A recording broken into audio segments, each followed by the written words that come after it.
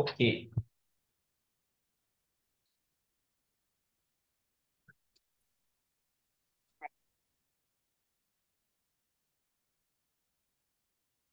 Ya.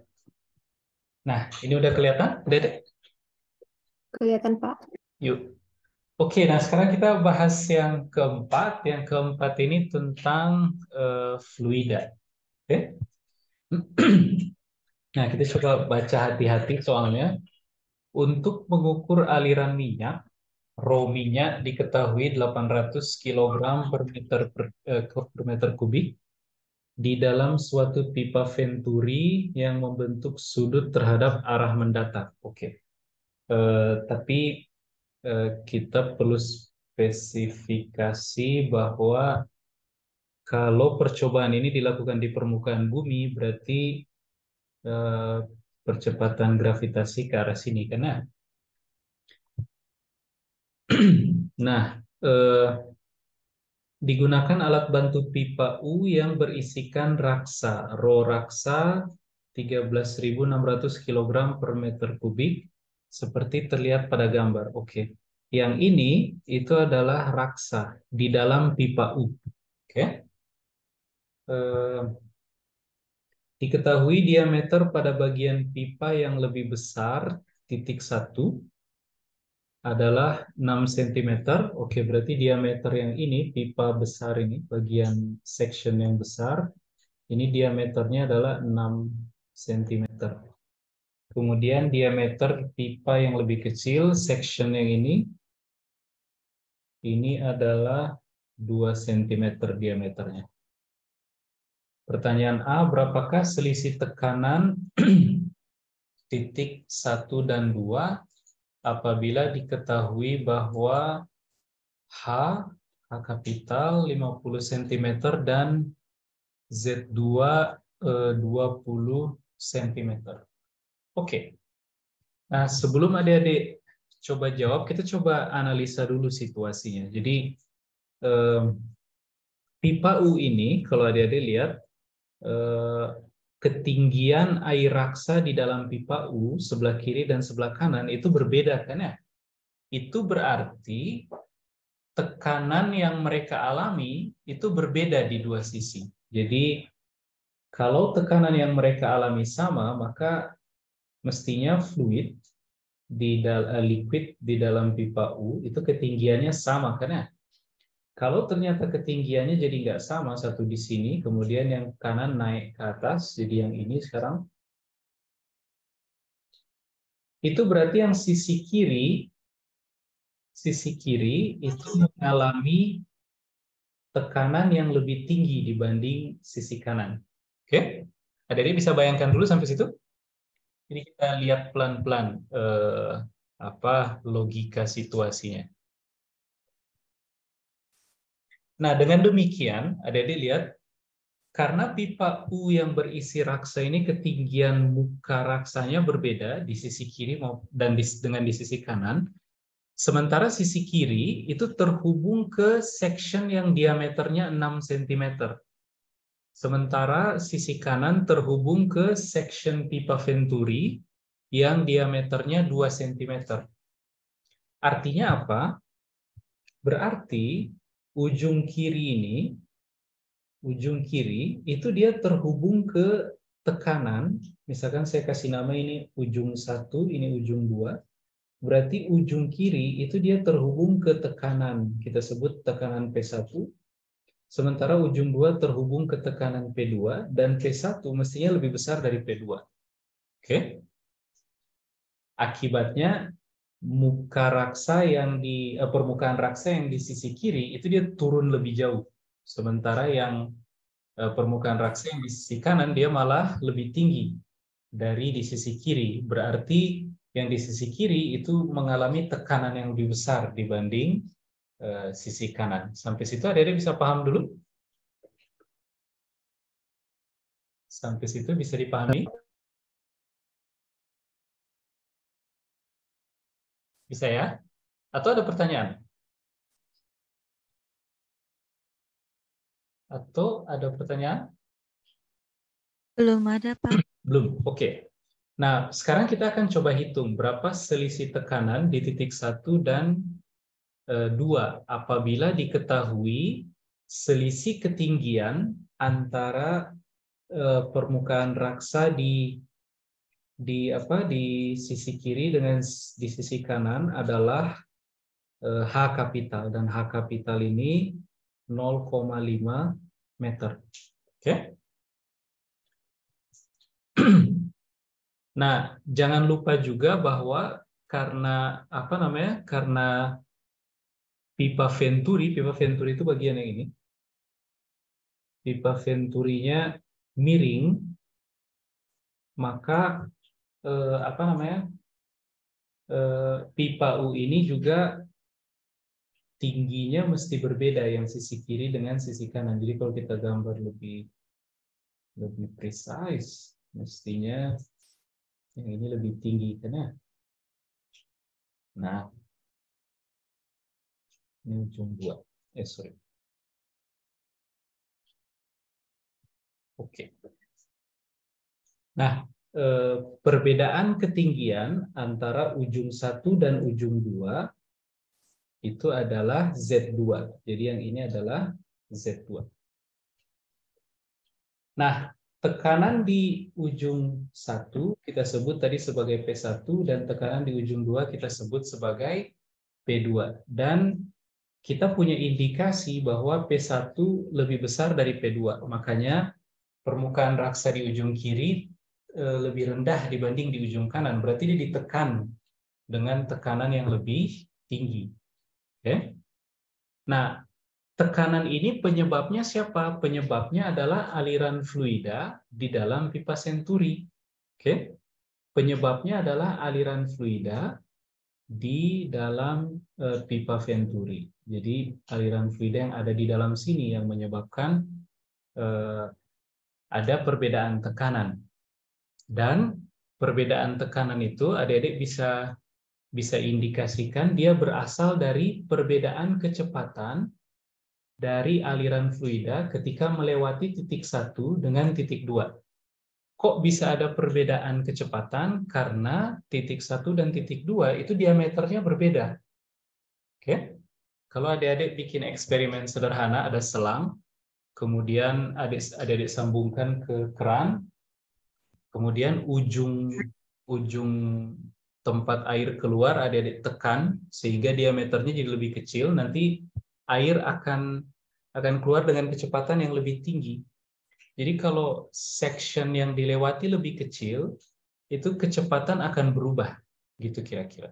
Sehingga di titik 1 dengan di titik 2 mestinya ada perbedaan kecepatan. Dan kalau kecepatan berbeda, tekanan juga akan berbeda. Ya? Nah, bagaimana menghitung tekanan di titik 1 dengan di titik 2? Nah, caranya adalah kita gunakan prinsip Bernoulli.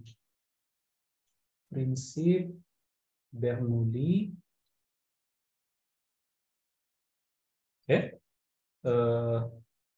Setengah rho P1 kuadrat plus rho G H1 plus P1 sama dengan setengah rho V2 kuadrat plus rho GH2 plus P2.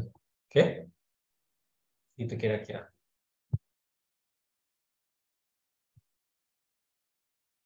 Nah, kemudian adik-adik bisa coba cek yang akan kita hitung adalah dua besaran ini. Bukan P1 dan P2, tapi selisih antara P1 dan P2. Jadi kita bisa ubah persamaan ini menjadi P1 min P2 itu sama dengan, karena yang mau kita hitung di A adalah selisih tekanan di titik 1 dan di titik 2. Nah, P1 min P2 itu sama dengan setengah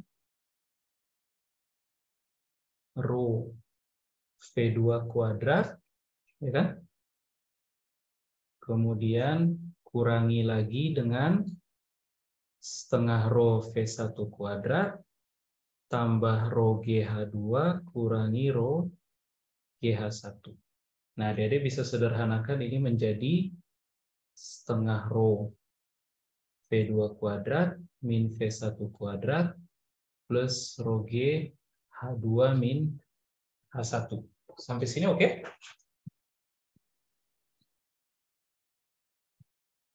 Sampai sini oke, Adik-adik? Oke, Pak. Nah, ada problem di sini. Problemnya apa? Kita nggak tahu V2 dan V1 kan ya. Ini keduanya masih misterius. Kalau rho kita tahu dari data di soal. Di soal disebutkan bahwa yang mengalir di dalam pipa Venturi ini adalah minyak. Jadi rho yang ini dan rho yang ini adalah densitas atau massa jenis minyak. Oke? Yaitu 800 kg per meter kubik. Kemudian H2 kurangi H1, Adik-adik lihat H2 kurangi H1, ketinggian titik 2 dikurangi ketinggian titik 1. Itu adalah Z2 kan ya? Jadi yang ini adalah Z2. Kemudian G ini adalah tetapan. Kita tahu di instruksi soalnya, di instruksi lembar soalnya, tetapan ini dianggap 10 meter per detik kuadrat. Oke? Jadi yang belum kita punya adalah V2 dan V1. Tapi adik-adik lihat, kita diberi data diameter 1 dan diameter 2. Nah, bagaimana menghubungkan V2 dengan diameter 2 maupun V1 dengan diameter 1? Nah, adik-adik ingat bahwa waktu fluida melewati section yang diameternya diameter 1, kecepatannya akan berbeda dengan ketika fluidanya melewati section yang diameternya diameter 2. Oke? Tapi adik-adik ingat bahwa jumlah massa yang dialirkan per satuan waktu di titik 1 harus sama dengan jumlah massa yang dialirkan di titik 2 per satuan waktu. Itu hukum kekekalan massa. Kalau itu dilanggar, artinya antara titik 1 dan titik 2 somehow ada massa yang dikreasi dari nggak tahu dari mana. Atau bisa jadi ada massa yang tiba-tiba lenyap tanpa sebab. Dan itu nggak mungkin. Jadi kalau yang kalau yang melewati titik 1, section diameter 1, jumlah fluidanya sekian kilogram per detik, maka yang melewati section 2 juga mesti sejumlah kilogram per detik yang sama. Oke? Sehingga kita bisa tulis dari situ, konservasi massa mengharuskan bahwa jumlah massa persatuan waktu yang mengalir di titik 1 mesti sama dengan jumlah massa persatuan waktu yang mengalir di titik 2. Ini konservasi massa atau hukum kekekalan massa. Oke? Nah, kalau ada diingat, dm1 ini saya bisa ganti dengan rho dv1. Oke? Jadi massa itu adik-adik bisa ganti dengan rho dikali V. Tapi kalau kita tinjau per bagian kecil di fluida, maka adik-adik mesti pakai entitas dm. Artinya massa untuk tiap paket-paket kecil di fluida. Oke? Kemudian yang ruas kanan itu adalah ini rho 1, ini rho 2, dv2, dt. Oke? Nah, adik-adik lihat, bila fluidanya tak termampatkan, untuk fluida tak termampatkan, Pak, ada fluida yang termampatkan? Ada, tapi itu di luar skup yang adik-adik pelajari di TPB. Yang adik-adik pelajari di TPB cuma fluida tak termampatkan. Rho 1 dan Rho 2 sama. Jadi densitas si fluida ketika dia melalui titik 1 itu sama dengan ketika dia melalui titik 2. Oke? Sehingga saya bisa tulis, ini saya tulis saja pakai Rho, nggak usah pakai embel-embel 1, 2, sehingga Rho 1 dan Rho 2 bisa saya coretkan ya. Sehingga saya peroleh dV1 dt sama dengan dV2 dt. Jadi sekarang pernyataan konservasi massa tadi berubah menjadi jumlah volume yang mengalir di titik 1 per satuan waktu mesti sama dengan jumlah volume yang mengalir per satuan waktu di titik 2. Oke, karena rho-nya sama di tiap bagian fluida. Nah, besaran ini itu namanya debit, adik-adik. Debit. Jadi berapa banyak volume per satuan waktu yang mengalir menembus sebuah permukaan itu namanya debit. Jadi debit di titik 1 mesti sama dengan debit di titik 2 kalau fluidanya tak termampatkan. Adik-adik nggak usah khawatir, pasti di ujian fluida tak termampatkan semua, karena fluida termampatkan itu di luar skup dari TPB. Oke? Nah, sekarang adik-adik lihat, berapa banyak volume yang mengalir, itu adik-adik bisa hitung sebagai luas area yang ditembus dikali berapa panjang lintasan yang ditempuh. Ya enggak? Jadi kalau ada air, dia mengalir di pipa kayak begini, misalkan jumlah sekian. Nah ini airnya, ada gerakan ke sana, oke? Maka volume yang dia lewati itu adalah luas penampang ini dikali dengan berapa panjang lintasan yang dia tempuh, oke? Itu adalah volume yang dia lewati, gitu kira-kira. Nah sehingga volume yang ini adik-adik bisa ganti dengan luas penampang di titik 1 dikali panjang lintasan yang ditempuh di titik 1. Oke? Tapi kita akan tinjau dia pindah di tiap titik, sehingga delta X ini mesti itu limit menuju 0. Jadi kita tinjau perpindahannya dari sini, kemudian ke titik tetangga terdekat, dan seterusnya. Gitu kira-kira. Sehingga ini dx1 dt, ini A2, dx2 dt. Nah, kalau ada ingat, besaran yang... Nah, begini berarti. Sebentar. Saya hapus dulu. Kalau ada ingat,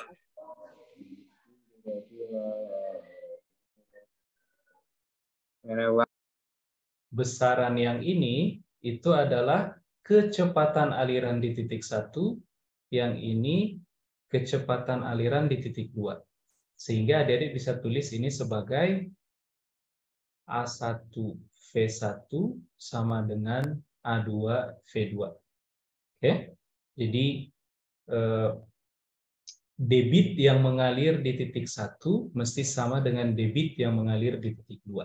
Nah, ini namanya persamaan kontinuitas. Jadi persamaan kontinuitas ini sebenarnya konservasi massa saja. Persamaan kontinuitas. Nah, lewat persamaan kontinuitas ini kita lihat hubungan antara kecepatan dengan luas penampang melintang yang ditembus oleh si fluida. Sehingga dari sini kita bisa ganti V2 dan V1 dengan luas penampang melintang. Nah, luas penampang melintang bila tabung venturinya berbentuk silinder, maka luas penampang melintarnya adalah pi dikali r kuadrat, luas lingkaran. Iya, betul, luas lingkaran. Sehingga kita bisa hubungkan diameter dengan kecepatan. Oke? Itu kira-kira. Sampai situ Adik-adik bisa paham dulu?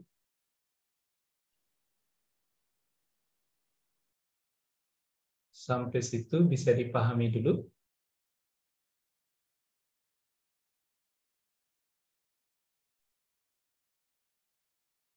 Sampai sini bisa dipahami ya, Adik-adik? Nah, sekarang gini Adik-adik. Yang bisa kita peroleh dari persamaan kontinuitas itu adalah rasio dari kecepatan. Dan dia sama dengan, Adik-adik coba lihat, kalau kita tulis V1 bagi V2, dia sama dengan A2 per A1. A2 itu adalah pi R2 kuadrat, A1 pi R1 kuadrat.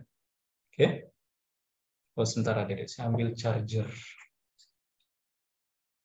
Laptop saya hampir habis baterai.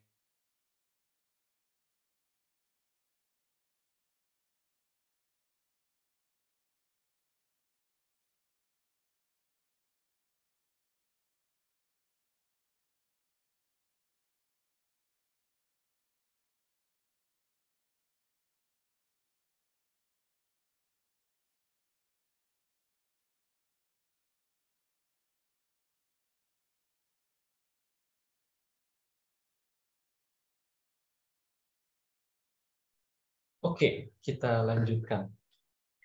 Nah, Adik-adik lihat, pi boleh kita coret, pi yang ini boleh dicoret, sehingga tinggal rasio R2 kuadrat dengan R1 kuadrat. Nah, R2 Adik-adik bisa ganti dengan diameter section 2 dibagi 2, ya kan? Dibagi diameter section 1 bagi 2 kuadrat.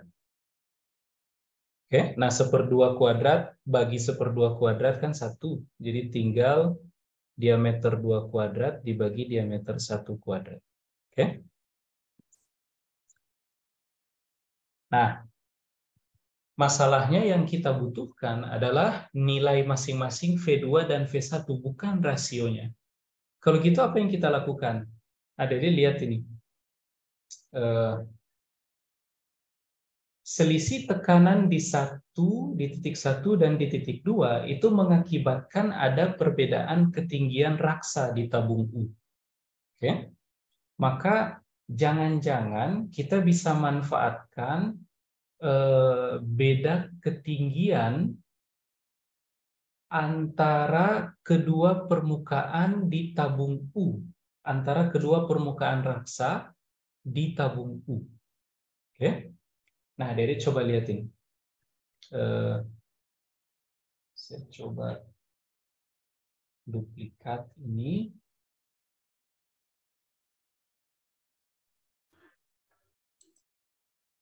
Oke.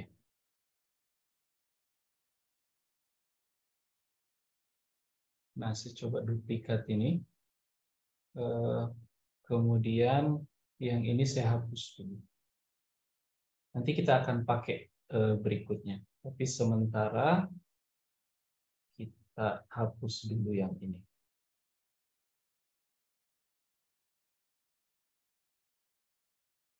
Nah, prinsip Bernoulli kita hapus dulu. Nanti kita akan pakai di soal berikutnya. Ini kita hapus dulu. Nah, Dede lihat. Kita coba analisa perbedaan ketinggian dua permukaan raksa di tabung U. Oke. Nah, Dede lihat ini. Yang sisi kiri ditekan dengan tekanan P1. Oke. Sementara sisi kanan ditekan dengan tekanan P2. Tapi kalau saya gambar lebih detail kayak begini.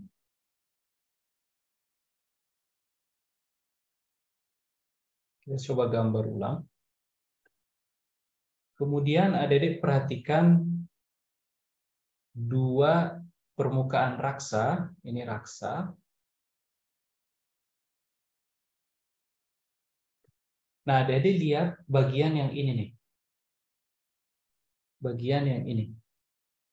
Yang sejajar ini, bukan sejajar. Bagian yang ketinggiannya sama. Oke. Adik-adik lihat. Bagian yang kiri dia ditekan oleh tekanan P1, bagian yang kanan dia ditekan oleh tekanan P2. Nah, kemudian mereka diam dalam keadaan seperti ini.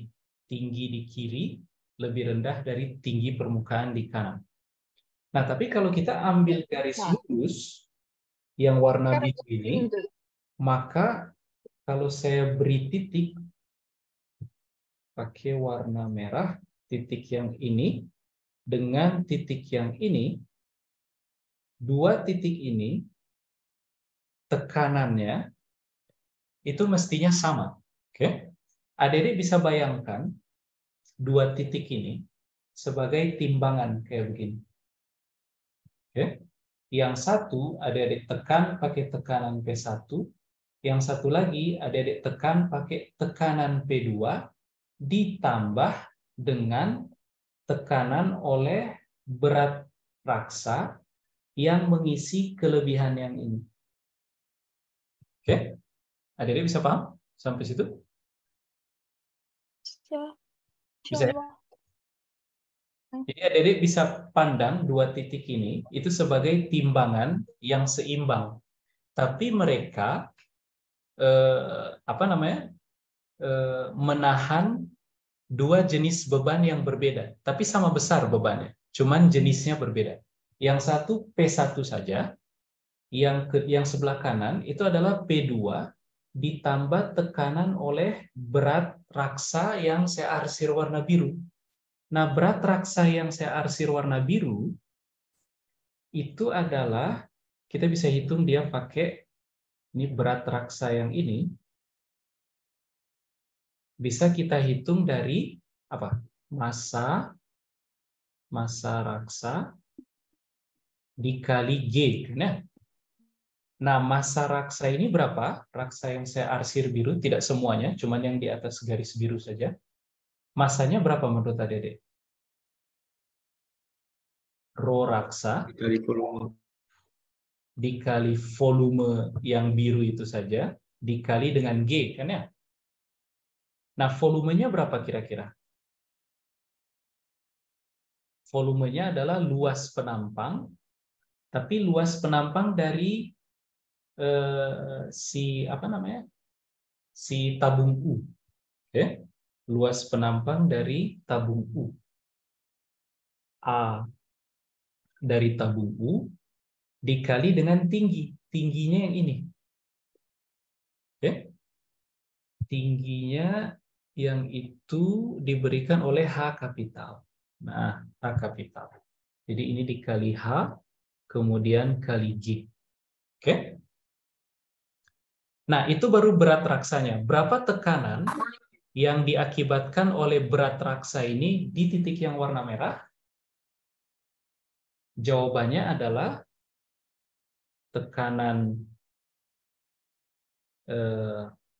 oleh berat raksa itu diberikan oleh apa? Berat enggak, cuman tekanan oleh raksa saja yang tingginya H. Itu berat raksa dibagi dengan luas penampang dari tabung U, kan ya? Sehingga adik-adik dapat ini sama dengan Rho raksa dikali AU kali H kali G bagi AU. Ini sama dengan Rho raksa kali H kali G. Oke? Berarti timbangan yang dua tadi, sebelah kirinya dibebani oleh P1, sebelah kanannya dibebani oleh P2 ditambah tekanan oleh berat raksa yang tingginya H tadi. Jadi P2 ditambah Rho raksa kali H kapital kali G. Oke? Adik-adik paham sampai situ? Paham, Pak. Paham ya? Nah, sehingga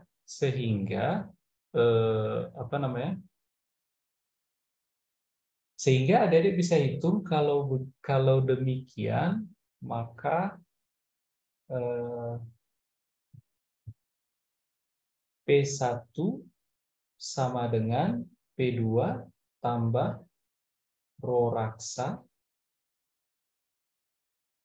dikali H dikali G. Oke? Gitu kira-kira.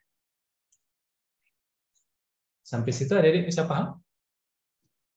Paham, Pak. Paham ya? Sampai sini ada pertanyaan dulu nggak kira-kira?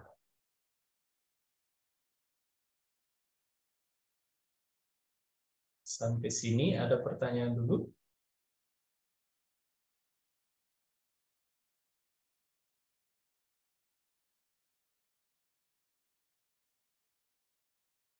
Tadi H itu apa Pak? Oh, H kapital.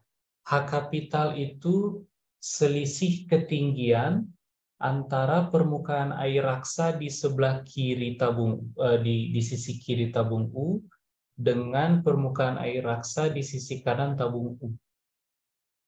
Itu H kapital. Kenapa dia jadi ada selisih ketinggian? Karena kedua permukaan raksa ini ditekan oleh tekanan yang berbeda. Oke, tapi kalau kita ambil garis biru ini, maka di ketinggian yang sama, itu mestinya tekanannya sama, karena mereka diam dalam keadaan seperti ini. Mereka diam, tidak bergerak dalam keadaan permukaan kiri lebih rendah dari permukaan kanan. Berarti setimbang, kan ya? Nah, maka kalau kita selidiki di dua titik yang merah ini, itu tekanannya mesti sama. Oke? Gitu kira-kira.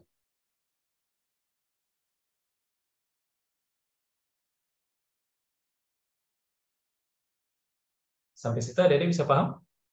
Nah, sekarang kita coba buat lebih detail hitungan kita.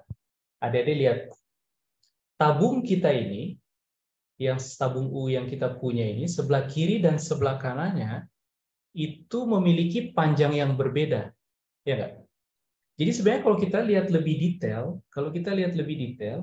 sebenarnya bukan tekanan P1 langsung menekan raksa di sebelah kiri, dan bukan tekanan P2 langsung menekan raksa sebelah kanan. Tapi kalau kita gambar lebih detail, mestinya P1 ini maupun P2 itu mereka menekannya. Kita coba gambar lebih detail. P1 itu mestinya menekan di sini. Ini P1, ini P2, menekannya di sini. Oke? Kalau begitu, apa yang menekan dua titik merah ini, Pak? Nah, Dede lihat di sebelah kiri, titik merah ini, dia ditekan oleh P1 plus massa udara, kita pakai warna hijau, plus massa udara atau fluid apapun yang mengisi di atas ini. Ya enggak? Kemudian, titik merah yang di sebelah kanan, itu dia ditekan oleh massa raksa yang warna biru, plus fluida yang ada di atasnya. Ya enggak? Nah, karena si tabung Venturi ini terhubung ke tabung U, sementara tabung Venturinya berisi minyak, yang mengalir adalah minyak di dalam sini. Jadi pasti yang ini pun mestinya minyak. Ya enggak? Ini juga minyak. Sehingga kita coba refine perhitungan kita. Dengan demikian, P1 dia menekan minyak dulu, dan akibatnya minyak juga menekan titik merah yang sebelah kiri. Oke? Sehingga kita perlu refine perhitungan kita. Kalau tadi kita asumsikan udara yang mengisi di situ, kita refine perhitungan kita sehingga di titik merah sebelah kiri itu yang menekan adalah P1 ditambah kolom minyak di atas ini. Oke? Nah, kita bisa hitung itu dengan cara kita hitung berat minyak yang ada di Sini. Nah, berat minyak yang ada di sebelah kiri, kolom minyak yang di sebelah kiri, beratnya adalah massa kali gravitasi, kan ya? Massanya adalah rho minyak dikali V, oke, dikali G. Nah, V-nya sendiri, adik-adik bisa ganti dengan apa? Luas penampang tabung U dikali tinggi dari kolom minyak yang di sebelah kiri. Kolom minyak yang di sebelah kiri tingginya adalah H1, kalau kita lihat dari gambar soal. Jadi ini dikali H1, kemudian kali G. Oke. Nah, kolom minyak di sebelah kanan, bisa kita hitung juga beratnya, kan ya? Rho minyak dikali luas penampang tabung U dikali tinggi kolom minyak di sebelah kanan. Tinggi kolom minyak di sebelah kanan adalah Z2 tambah H2. Oke. Z2 ditambah H2. Z2 ditambah H2. Kemudian dikali G. Sehingga analogi timbangan kita tadi, saya coba pindahkan ke sini. Sudah nggak muat lagi. Kita coba pindahkan ke sini. Sehingga dua titik merah yang tadi itu bisa kita anggap sebagai dua sisi timbangan. Kenapa saya gambar situ? Nah, di sini. Kita bisa pandang sebagai dua sisi timbangan. Oke. Yang seimbang, tapi sebelah kiri ditekan oleh P1 tambah berat minyak dibagi luas permukaan yang ditekan. Berarti rho minyak dikali H1G. Oke. Kemudian yang kanan ditekan oleh P2 tambah rho minyak kali Z2 plus H2G, kemudian tambah tekanan oleh berat raksa, rho raksa kali H kali G. Oke? Nah, karena kedua titik yang merah ini tidak bergerak lagi, berarti mereka berdua mestinya setimbang. Jadi saya bisa bilang P1, kita zoom agak besar supaya jadi bisa lihat lebih jelas. Berarti P1 plus rho minyak kali H1 kali G mesti sama dengan P2 plus rho minyak dikali Z2 plus H2G plus rho raksa kali H kali G. Oke? Maka P1 kurangi P2 itu sama dengan rho minyak kali Z2 plus H2 dikali G dikurangi rho minyak H1G tambah rho raksa H kapital kali G. Nah, jadi lihat yang sebelah kanan ada dua suku yang sama-sama punya rho minyak dan G, kan ya? Kita bisa sederhanakan jadi kayak begini, rho minyak dikali G dalam kurung Z2 plus H1 kurangi, sorry, saya salah tulis, Z2 plus H2 kurangi H1 tambah rho raksa kali H kali G.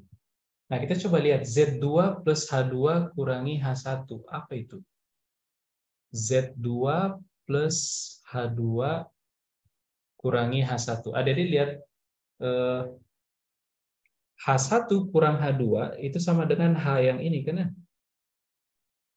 Ya nggak?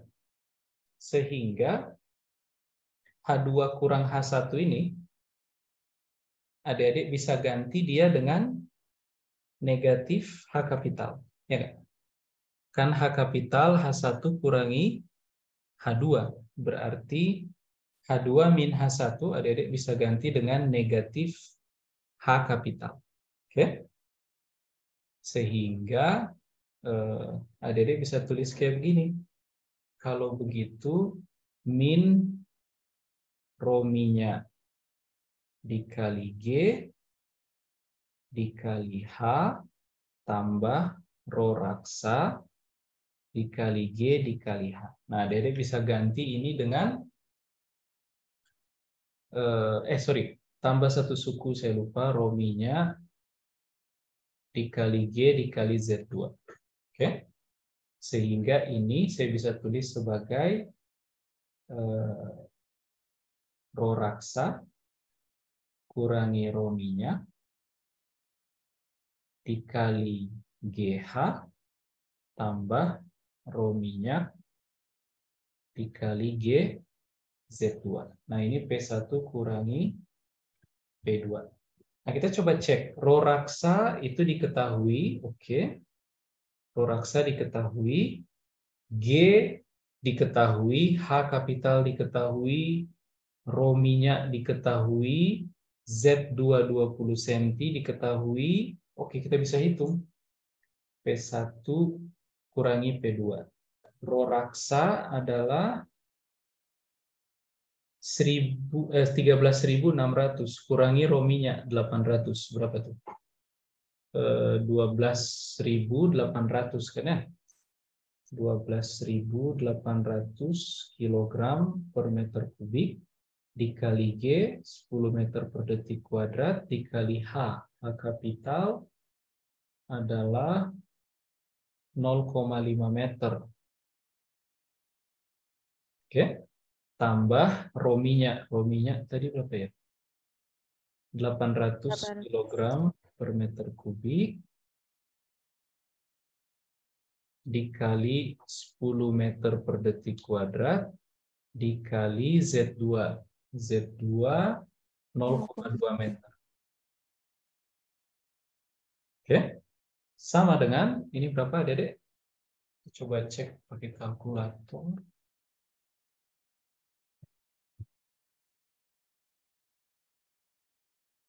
6,5 600 Pascal. Jadi ini adalah P1 min P2. Oke. Nah, kita dapat hasil positif. P1 kurangi P2 adalah bilangan positif, berarti P1 memang lebih besar dari P2.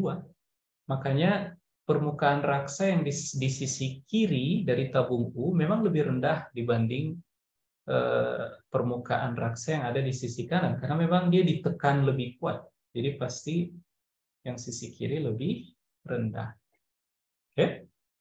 Nah, itu yang A. Kemudian yang B, kita diminta tuliskan perbandingan kecepatan di titik 2 dan kecepatan di titik 1. V2 dibagi V1. Nah, kita udah hitung tadi kan ya. Pakai hubungan yang ini. Nah, ini adik-adik. Kita udah hitung pakai ini kan ya. Jadi yang B, ini berarti kita hapus, kita pakai yang kita kasih nama B. Ini yang B. Oke. V1 bagi V2 berarti sama dengan D2 kuadrat per D1 kuadrat. Berapa tuh? 2 cm bagi 6 cm, tapi kuadrat. Ini saya bisa tulis sebagai 2 cm kuadrat per 6 cm kuadrat. Sama dengan 1/9. Oke. Nah, karena yang diminta adalah V2 dibagi V1, berarti V2 dibagi V1 sama dengan 9. Oke. V2 dibagi V1 adalah 9. Kemudian yang C, tentukan kelajuan minyak di titik 1. Oke, kita diminta menentukan berapa kelajuan minyak di section 1. Oke. Nah, kita pakai persamaan Bernoulli yang ini, adik-adik. Kita mau menentukan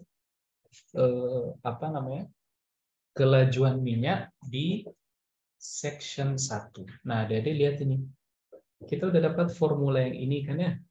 P1 min P2 sama dengan setengah rho V2 kuadrat dan seterusnya. Yang inilah.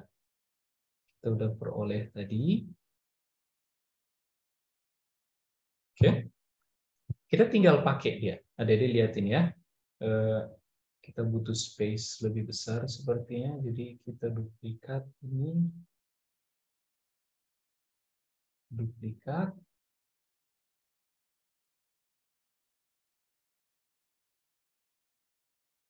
Oke.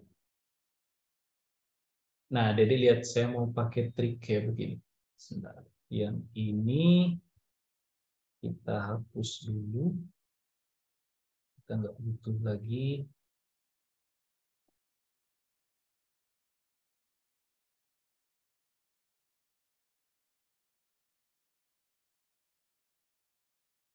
Kemudian yang penurunan ini ya bolehlah kita biarkan di sini. Tapi ini saya geser dulu dikit.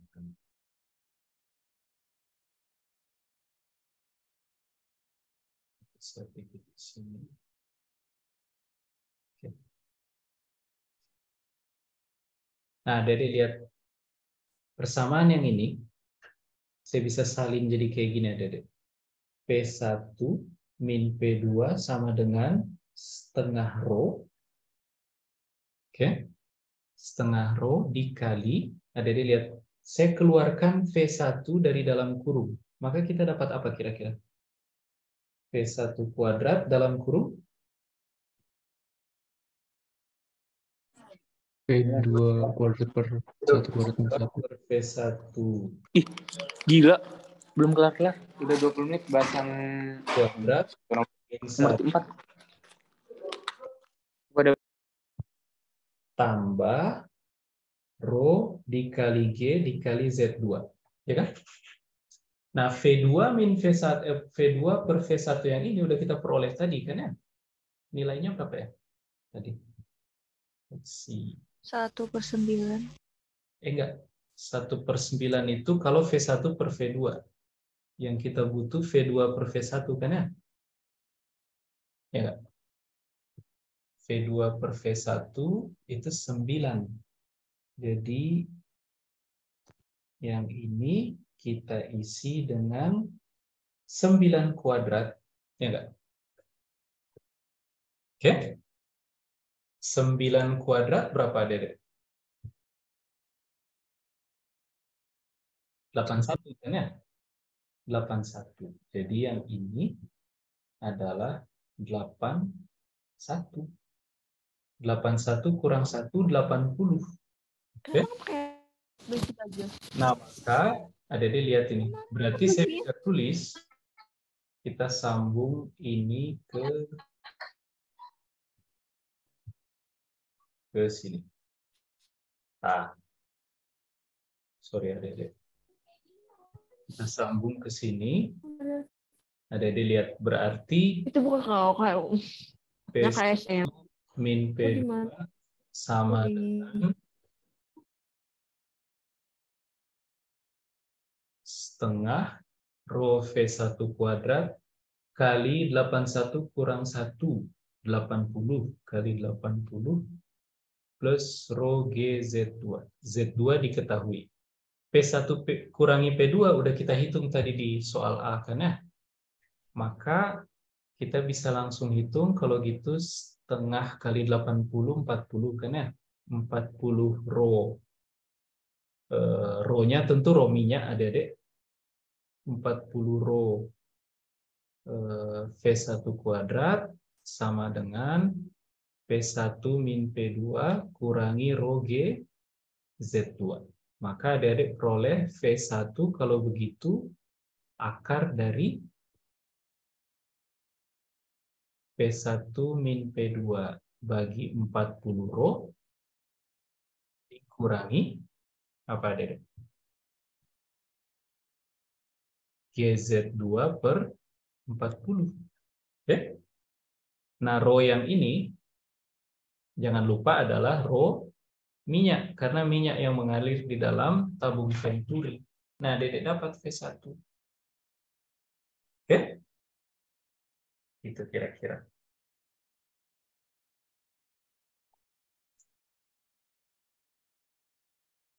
Nah, sebenarnya pas ujian, adik-adik mungkin nggak perlu nurunin yang tadi saya turunkan.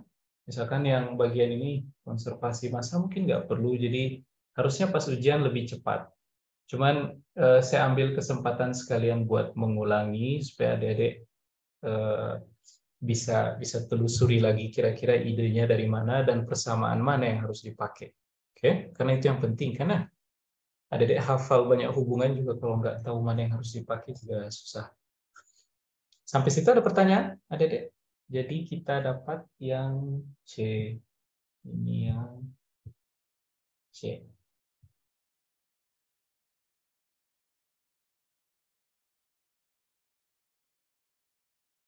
Oke? Sampai situ ada pertanyaan, adik-adik?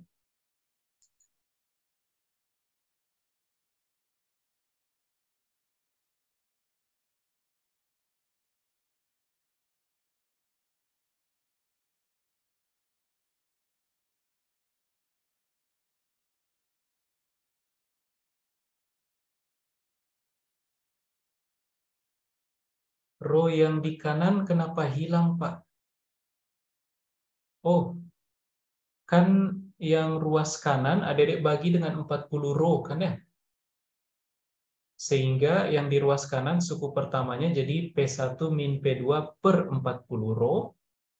Suku keduanya rho GZ2 dibagi 40 rho. Rho-nya coret, kan ya? Rho bagi rho 1. Oke? Pak, berarti P1 dan P2 bukan tekanan minyak ya? Tekanan minyak. Cuman adik-adik lihat hati-hati. Adik-adik lihat P1 dan P2 itu adalah tekanan yang diakibatkan oleh minyak yang mengalir di dalam pipa venturi yang miring itu. Oke? Nah, cuman masalahnya adik-adik lihat gini, pipa venturinya terhubung ke tabung U. Jadi tabung U ini memang biasanya dipakai untuk mengukur tekanan atau beda tekanan antara dua tempat.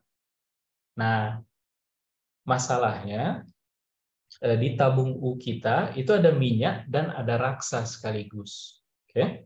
Nah, kalau kita lihat kedua permukaan raksa ini ketinggiannya berbeda. Yang satu lebih rendah, satu lebih tinggi. Yang lebih rendah itu pasti dia mengalami tekanan yang lebih besar, makanya dia turun lebih jauh dibanding yang sebelah kanan. Oke? Artinya tekanan di titik satu sini lebih besar dari tekanan di sini. Oke? Gitu kira-kira. Nah, tapi adik-adik perhatikan di bagian yang ini. Kalau yang saya garis merah ini yang ini. Nah, oke. Di bagian ini, adik-adik lihat, cairan di dalam tabung U sudah tidak bergerak lagi, kan ya? Awalnya dia memang sama tinggi, permukaan raksa di kiri dan di kanan. Tapi begitu dihubungkan ke pipa venturi, terjadi perbedaan permukaan ketinggian. Oke, mengapa? Karena pipa venturinya punya section dengan diameter yang berbeda. Jadi kalau kita ingat persamaan kontinuitas, kelajuan fluida di titik 1 dengan di titik 2 juga berbeda. Kalau kelajuan fluida berbeda di dua tempat, tekanan di dua tempat tersebut juga mesti berbeda. Nah, karena tabung U kita sisi kiri terhubung ke titik 1, sisi kanan terhubung ke titik 2 yang tekanannya berbeda, maka terjadi perbedaan ketinggian raksa di pipa U. Gitu kira-kira. Nah, tapi setelah pengukuran selesai, kedua permukaan raksa ini sudah tidak bergerak lagi. Kalau mereka tidak bergerak lagi, berarti untuk dua titik yang dihubungkan pakai garis merah ini, titik di sini dengan titik di sini, itu tekanannya mestinya sama. Makanya adik-adik bisa lihat, adik-adik bisa pandang kedua titik ini sebagai dua sisi timbangan, tapi yang sebelah kiri yang dia tahan adalah P1 ditambah berat minyak ini. Sementara sisi kanan timbangan yang dia tahan adalah P2 di sini, ditambah berat kolom minyak yang ini, ditambah berat kolom raksa yang ini. Itu kira-kira. Jadi P1 dan P2 itu disebabkan oleh perbedaan tekanan minyak yang mengalir di dalam tabung venturi. Itu kira-kira. Kemudian perbedaan tekanan ini diukur pakai tabung U. Gitu. Pak, apa bedanya Z2 dengan H2? Oke. Z2 sama H2 memang dua barang yang berbeda, Dede. H2 itu, coba kita lihat hati-hati. Dede lihat H2 itu adalah ketinggian jarak antara ini dari sini sampai sini. Ini adalah puncak dari sisi kiri tabung U, kemudian yang ini itu adalah puncak dari permukaan raksa di sebelah kanan, di sisi kanan. Nah, itu adalah H2. Jadi H2 itu selisih dari ketinggian titik 1, yaitu H1, dikurangi dengan H kapital. Kalau Z2 itu adalah selisih ketinggian antara ujung pipa U sebelah kiri dengan ujung pipa U sebelah kanan. Kalau Dede lihat dari gambar ini. Gitu kira-kira. Bisa dipahami sampai situ?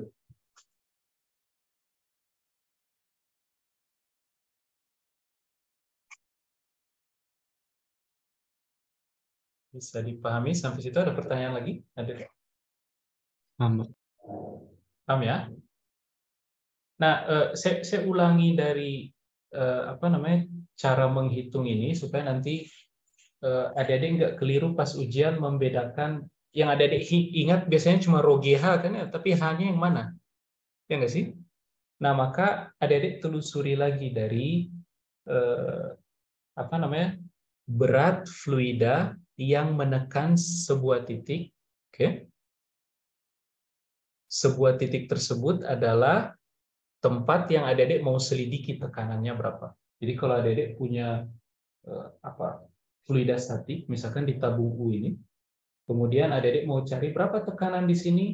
Tekanan di sini itu penyebabnya siapa? Penyebabnya adalah fluida yang ada di atasnya dia. Nah, kalau fluida yang ada di atasnya dia beberapa jenis, jadi misalkan yang ini raksa, kemudian yang ini air, yang ini udara, maka tekanan yang dia rasakan itu adalah akibat berat raksa di sini, dibagi luas penampang yang ditekan, ditambah berat air, dibagi luas penampang yang ditekan, ditambah tekanan udara. Jadi tekanan di satu titik untuk fluida statik, dia diakibatkan oleh tekanan fluid yang ada di atas sendiri. Adik-adik mesti total semua di atas. Nah, kalau adik-adik telusuri dari situ, nanti adik-adik nggak akan bingung membedakan mana H yang dipakai. Karena biasanya yang adik-adik ingat rho GH kan ya. Tapi H-nya yang mana? Nah, itu problemnya biasanya. Tapi adik-adik ingat bahwa penyebab tekanan di satu titik itu adalah fluida yang ada di atasnya. Itu kira-kira untuk fluida statik. Nah, itu kira-kira buat nomor 4. Ada pertanyaan sampai situ, adik-adik? Kalau enggak, kita lihat yang terakhir. Mudah-mudahan enggak lebih dari jam 9. Ini kayaknya enggak akan lama yang kelima ini. Kita coba lihat yang kelima. Nah, jadi lihat, ini ada sejumlah gas ideal monoatomik. Ingat gas ideal memenuhi persamaan apa? FNT. PV sama dengan nRT. Nah, tapi ada keterangan lagi, gasnya diatomik. Oke, gasnya diatomik, derajat kebebasannya berapa? 5. 5, karena dia kasih tahu temperaturnya cuma sekitar 300 Kelvin. Saya pernah kasih lihat di kelas, kalau mau derajat kebebasannya di atas 5, temperaturnya mesti tinggi sekali kan ya. Tapi kalau masih sekitar 300, 400, 500 Kelvin, ya biasanya sih derajat kebebasannya 5. Nah, adik-adik lihat, dia memiliki tekanan 300 kilopascal dan temperatur A yang bernilai 300 Kelvin, menempati volume sebesar 3 kali 10 pangkat min 3 meter kubik. Nah, nilai tekanan 300 kilopascal, suhu 300 Kelvin, volume 3 kali 10 pangkat min 3 meter kubik, itu disebut sebagai keadaan A. Oke, keadaan yang ini, kalau di diagram PV. Keadaan yang ini. Oke. Gas ini menjalani pemanasan secara isobarik. Isobarik berarti proses yang ini kan ya. Isobarik sehingga mencapai volume 6 kali 10 pangkat min 3 meter kubik, kita sebut itu sebagai keadaan B, dengan menerima asupan kalor sebesar QAB 3,14 kilojoule. Dari keadaan B, gas menjalani pendinginan secara isoforik atau isovolum sampai temperaturnya kembali seperti semula. TC sama dengan TA. Oke, kalau TC sama dengan TA, itu berarti titik A dan titik C di diagram PV ini, mereka ada di kurva isotermik yang sama. Oke, adik-adik bisa paham? Mereka ada di kurva isotermik yang sama. Ini adalah TA, yaitu 300 Kelvin. Jadi TA dan TC itu sama. Berarti mereka ada di kurva isotermal yang sama di diagram PV. B itu ada di kurva isotermal yang berbeda, karena temperaturnya berbeda dengan TA. Ini adalah TB. Oke. Nah, dari keadaan C, gas kembali ke keadaan semula dengan menempuh proses berupa garis lurus dalam diagram PV seperti pada gambar. Oke. Garis miring. Hitunglah laju rata-rata. Laju rata-rata RMS. Oke. Laju rata-rata RMS, adik-adik ingat, laju RMS itu cuma mengukur kecepatan translasi saja. Jadi walaupun gasnya diatomik, tetap adik-adik pakai VRMS sama dengan akar 3 R dikali temperatur bagi mass molar. Oke? Ya. Kali massa molar dari gas diatomik. Kalau di soal dikasih nama M kapital W. Oke? Nah, temperaturnya temperatur yang mana? Karena dia sebut hitung VRMS pada keadaan awal A, berarti temperatur A. Oke? Nah, adik-adik tinggal input nilai-nilai. 3 dikali R. R adalah, di soal diberi nggak ya? Di copy. Biasanya di bagian atas diberi semua tetapan. Oh, ada 8,31 Joule per mol Kelvin. Jadi adik-adik tinggal substitusi saja. Mass molar juga diketahui 28 gram per mol. Tapi ingat, adik-adik mesti pakai satuan internasional. Jadi Ini 3 kali 8,31 Joule per mol Kelvin. Kemudian temperatur itu dalam Kelvin, jadi 300 Kelvin. Mass molar itu dia dalam gram per mol. Jadi adik-adik mesti salin dia menjadi kilogram per mol. Jadi 28 kali 10 pangkat min 3 kilogram per mol. Oke? Karena kita mau hitung VRMS pakai satuan meter per detik. Jadi semua besaran harus adik-adik jadikan satuan internasional. Mol nggak perlu kita ubah ke kilogram karena mol nanti adik-adik bisa coretkan ya. Lagian R itu udah tetapan dalam Joule per mol Kelvin. Nah, kemudian yang B, hitunglah Q, W, dan delta U untuk setiap proses. Nah, ini kita udah pernah lakukan di kelas kan ya. Adik-adik bikin tabel supaya gampang. Proses misalkan A ke B, kemudian B ke C, C ke A. Kemudian kita selidiki apa saja adik-adik? Ada 3 besaran yang biasanya kita selidiki mengikuti hukum pertama termodinamika kan ya? Apa saja? Energi dalam. Perubahan energi internal, usaha, dan Kalau ya. Nah, dari A ke B itu diketahui di soal gas menerima asupan kalor 3,14 kilojoule. Jadi ini positif 3,14 kilojoule. Oke. Kemudian apalagi yang bisa kita isi, usaha dari A ke B. Usaha dari A ke B bisa kita hitungkan ya. WAB itu sama dengan integral PdV dari VA sampai VB. Tapi dari A ke B itu prosesnya isobarik. Oke. Nah, karena prosesnya isobarik, isobar, maka WAB sama dengan, ada dilihat P bisa keluar dari integral DV, ya V kan ya. Kemudian substitusi batas-batas, jadi P dikali VB min VA. Oke. Nah, VB-nya adalah 6 kali 10 pangkat min 3 meter kubik, dikurangi VA 3 kali 10 pangkat min 3. Jadi, sementara PA berapa tuh? PA 300 kilopascal. Jadi 300 kali 10 pangkat 3 pascal dikali VB min VA. VB min VA 6 kurang 3, 3 kali 10 pangkat min 3 meter kubik.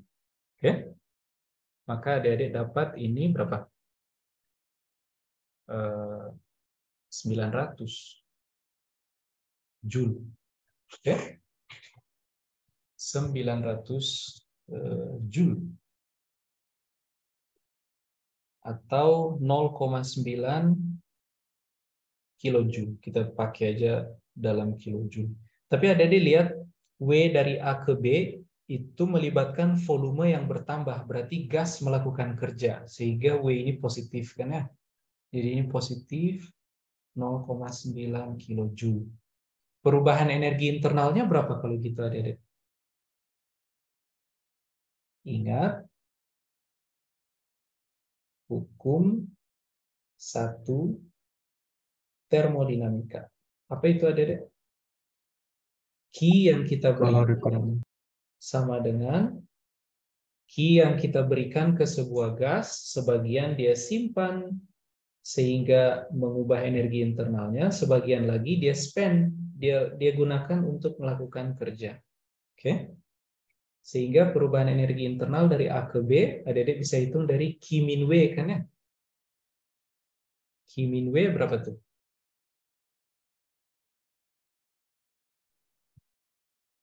Q min W berapa adik-adik? Ya sekalian isi aja. 3,14 kurangi 0,9. 3,05 Pak. Hah? 2,24. Kok 3,05? 2,24.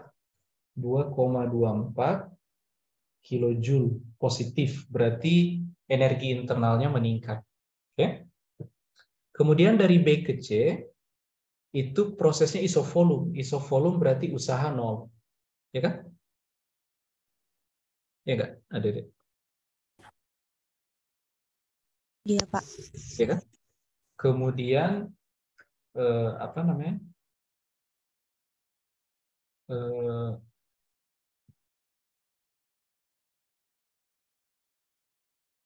Karena dia isovolume, setelah itu adik-adik bisa hitung kemudian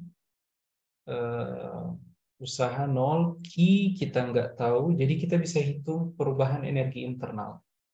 Jadi perubahan energi internal untuk proses dari B ke C itu sama dengan derajat kebebasan per 2 N R delta T.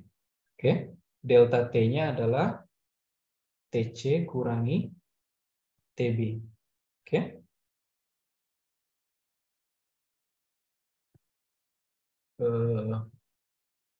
Kemudian karena usaha 0, jadi Q sama dengan perubahan energi internal. Jadi adik-adik bisa isi yang ini dengan yang ini sekaligus kan ya. Kemudian dari C ke A,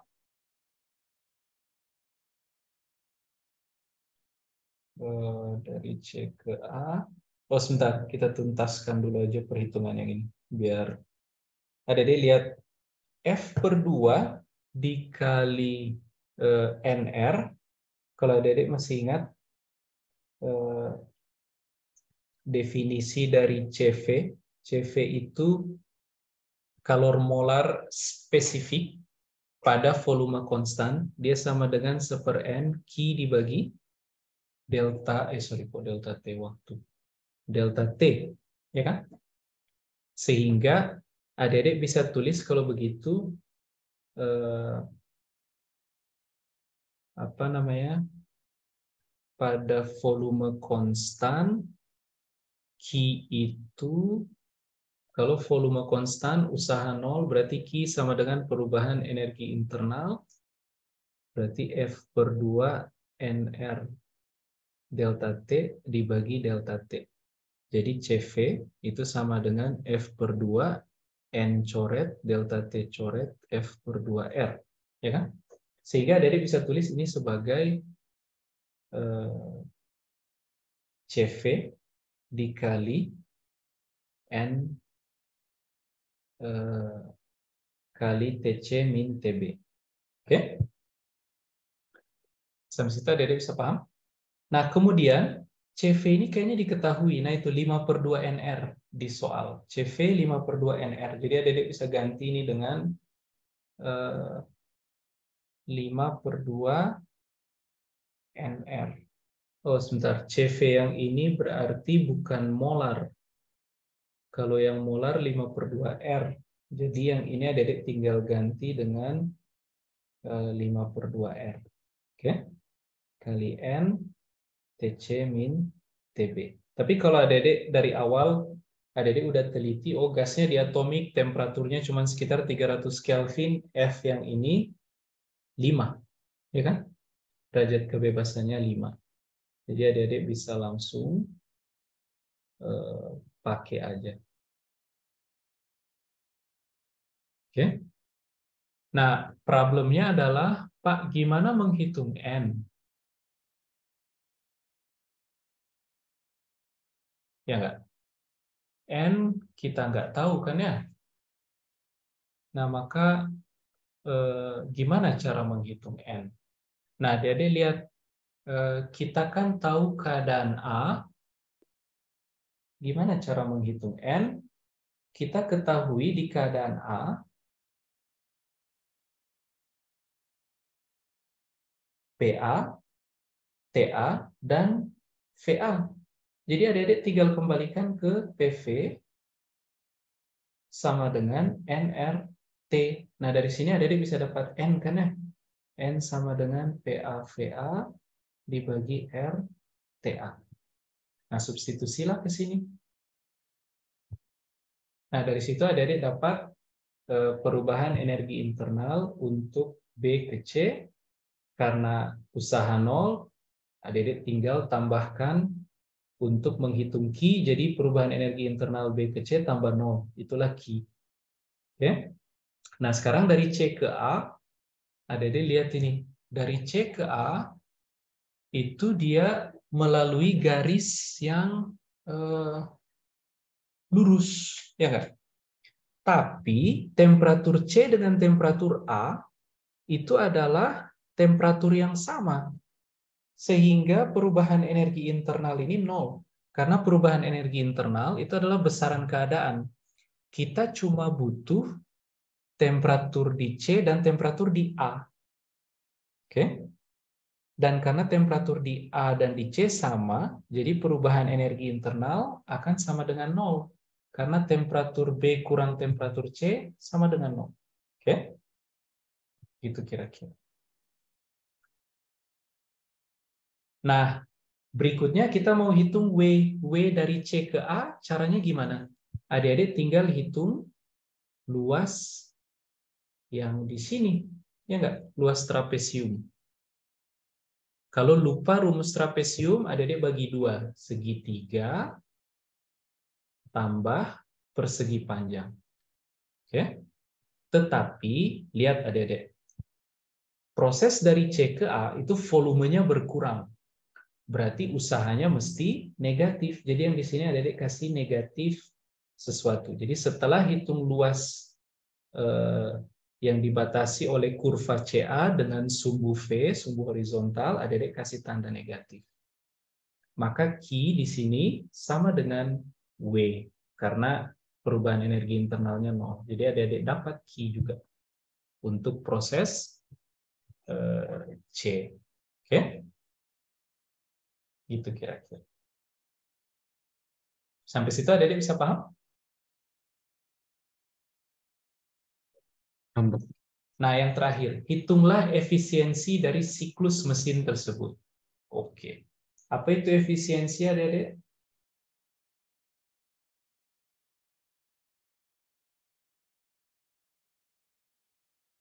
Sama dengan apa yang kita dapatkan dari mesin, kan ya? Yang kita dapatkan dari mesin adalah kerja, karena kita membuat mesin supaya dia bekerja. Jadi untung yang kita dapat adalah kerja yang dilakukan oleh mesin, dibagi dengan yang kita korbankan. Yang kita korbankan adalah energi yang kita supply, ya kan? Key in. Oke? Adik-adik bisa paham? Nah, W ini adalah W total, karena proses di sini adalah proses siklik, proses siklus. Jadi kita mesti hitung usaha total yang dilakukan oleh mesin dalam satu siklus. Jadi W total ini adalah penjumlahan dari 3 ini. Oke? W total dibagi dengan Q in. Oke? Nah, Q masuknya berapa? Q masuk berapa? Ada dilihat Q yang ini dari C ke A, dia kurang dari 0 nilainya, kan ya? Negatif. Oke? Kemudian dari B ke C, dari B ke C,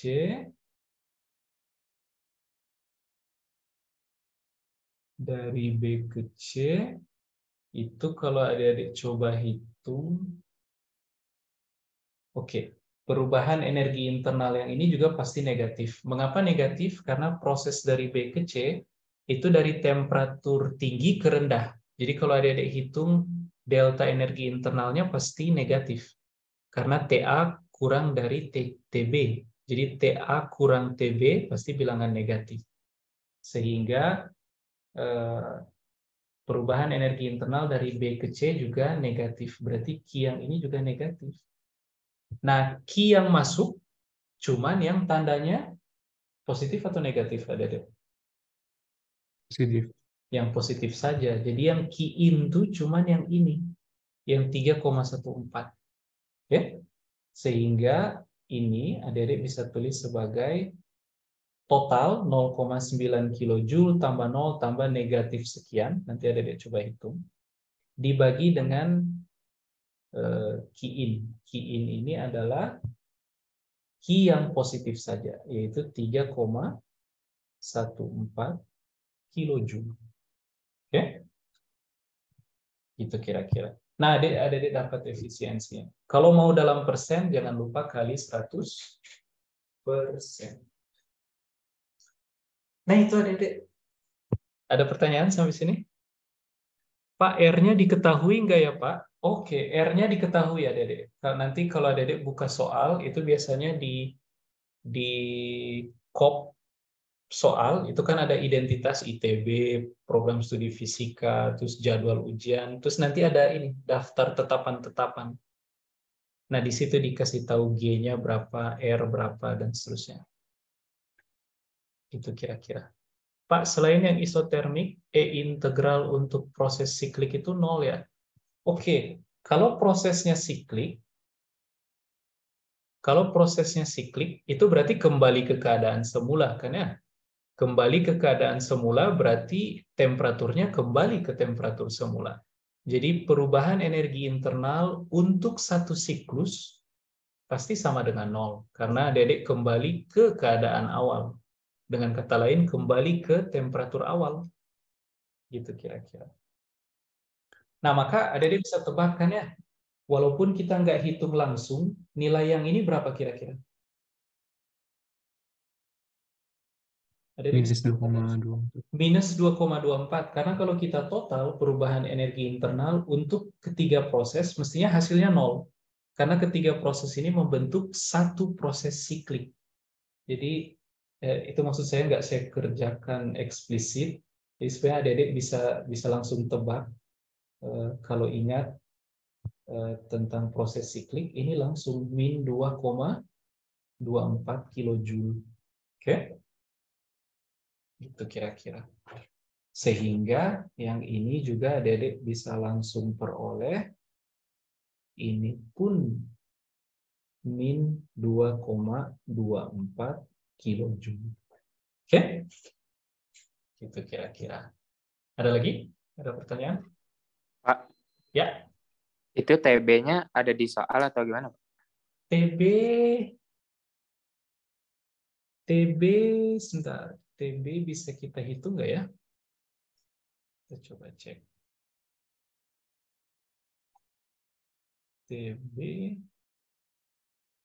let's see.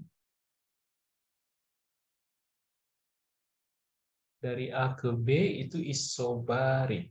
Oke. TB, let's see. Adik-adik coba lihat. Dari A ke B, proses isobarik kan ya? Berarti kalau kita berangkat dari persamaan keadaan PV sama dengan nRT, maka PAVA sama dengan nRTA kan ya? Begitupun dengan PBVB sama dengan nRTB. Tapi karena prosesnya isobarik, jadi dua persamaan ini tekanannya sama kan ya? Atau saya coba tulis di bawah, di space yang masih kosong. Nah, kita coba tulis ini.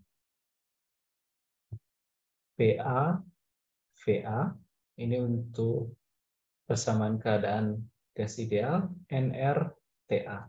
Kemudian PB, VB, nRTB kan ya? Tapi karena PA sama dengan PB, karena dari A ke B prosesnya isobarik, jadi PA dan PB sama, maka dua persamaan ini bisa adik-adik bagi kan ya? Jadi PA-VA dibagi PB-VB sama dengan nRTA per nRTB. Ini dengan ini coret, karena tekanannya sama. Ini pula dengan ini coret. TA dan TB adik-adik tahu. TA adik-adik tahu. Ya kan? Ini diketahui dari soal, VA juga diketahui, VB diketahui, adik-adik bisa cari TB kan ya? Oke? Oke, Pak. Gitu kira-kira. Oke? Makanya adik-adik identifikasi dari awal. Oh, disebutkan dia gas ideal. Gas ideal berarti memenuhi persamaan keadaan. Persamaan keadaan akan membantu adik-adik untuk mencari tekanan, temperatur, volume, jumlah mol. Oke. Kemudian dia di atomik, berarti derajat kebebasannya 5 kalau temperaturnya nggak sangat tinggi. Oke. Tapi diketahui kok di situ dalam kurung CV 5/2 NR, berarti F-nya 5. Oke. Ada lagi? Ada pertanyaan?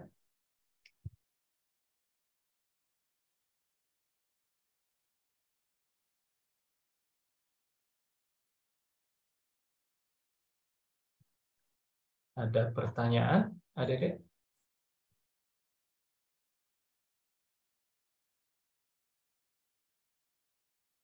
Kalau enggak, kita cukupkan sampai sini. Mudah-mudahan membantu adik-adik buat mengingat-ingat ulang. Beberapa tadi saya ulangi konsepnya, misalkan yang fluida. Waktu di ujian adik-adik nggak perlu nurunin kayak tadi, jadi nurunin Bernoulli, kemudian nurunin apa lagi itu, kontinuitas. Adik-adik bisa langsung pakai yang itu sebenarnya. Tadi itu supaya adik-adik ingat lagi aja. Oke, kalau nggak ada, kita cukupkan sampai sini, adik-adik. Terima kasih atas perhatiannya. Good luck buat besok.